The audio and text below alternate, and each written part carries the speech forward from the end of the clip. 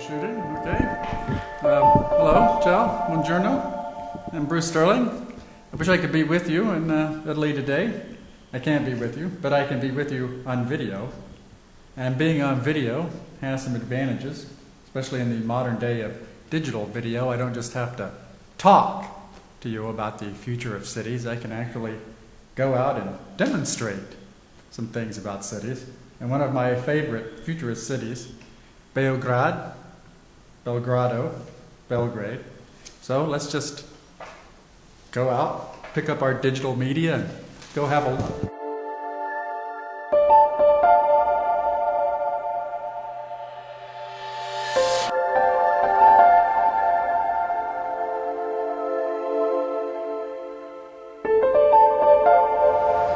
So, if you would ask people in Belgrade about the nature of the city's future, they'd point you to a building like this. This is New Belgrade, Novi Beograd, and this is a relatively new building. It's a modernist building, it's sleek, it's sanitary, it has nice commercial retail areas in it, which are selling modern goods, cell phones, computers, furniture. There are nice coffee shops, residential, it's large in scale.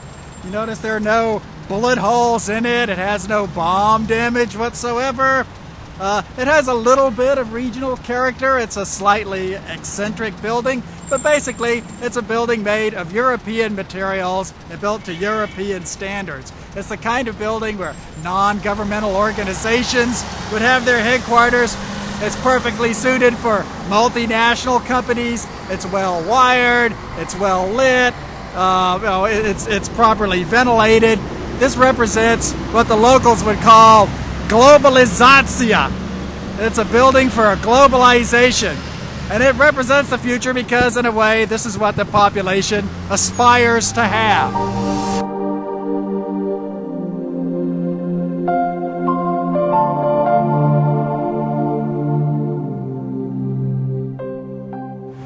Well, this busy and rather loud street corner in downtown Belgrade shows the future of cities as it is lived and experienced. As you can see here, modernism rarely appears in one perfect rush. On the contrary, the future is layered onto the past in a kind of compost. Over here we have pre-World War II buildings and the 1930s Serbian romantic nationalism style. Where on the corner we have a post-war 1960s era Tito-style communist workers project. And then around the corner we have a rather interesting intrusion from the 21st century. Okay, so here around the corner of the street on this Tito-era workers' housing building with its crumbling substandard concrete, we have what's basically an ideological declaration here. Business, technology, communication. You notice it doesn't seem to be actually selling much of anything. It's more like a placard for the 21st century way of life. Just a layer, a thin layer on top of an older building. But it's this layer, this thin layer, that actually allows me to live within this particular city and to earn a living here via internet. And what kind of person am I? Why am I here in this structure? Well, look at my clothing. Look at my possessions. Business, technology, communication. What are these objects actually attached to my body? This one in particular.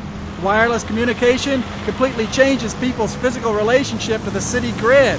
In order to assemble my crew here on this street corner, we had to make about 30 different wireless phone calls just this morning and this afternoon. And yet, thanks to wireless communication, this is it. Thanks to the internet, that's what allows me to be here.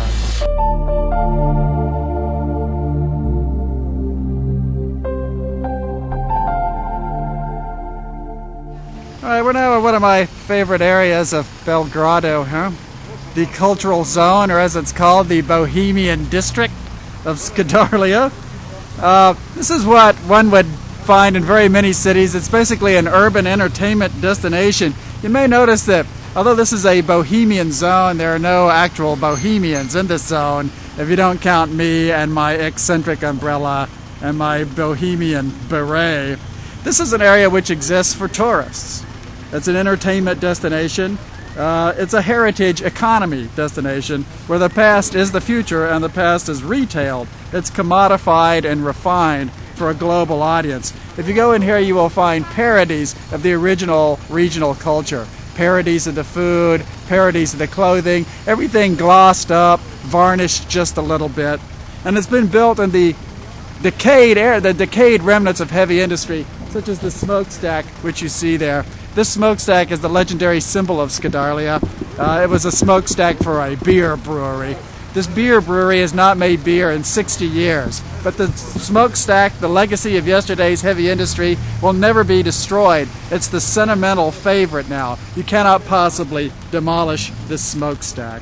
The smokestack exists there for symbolic reasons.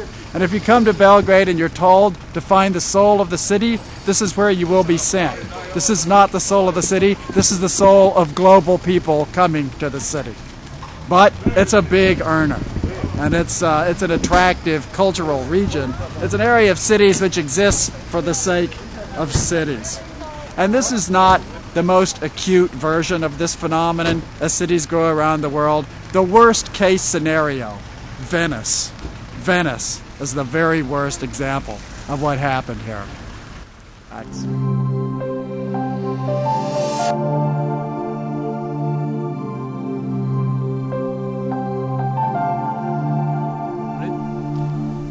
Well, as the sun sets gently over the west, we are finishing our little tour of urban futurity.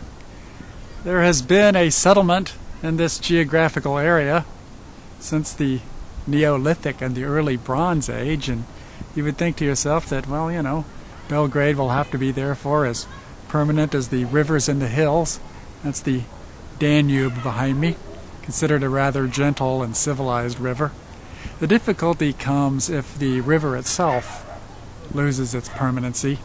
The hills are okay, but last spring the river misbehaved rather drastically, picked up quite a few of the little houseboats that you see on the side of the river there and simply threw them around. It flooded badly due to early thaws and due to climate change. Cities will change if their physical underpinnings are damaged.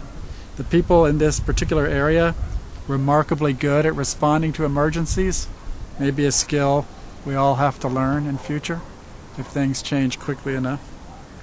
I hope you've enjoyed this tour as much as I have. Arrivederci, ciao.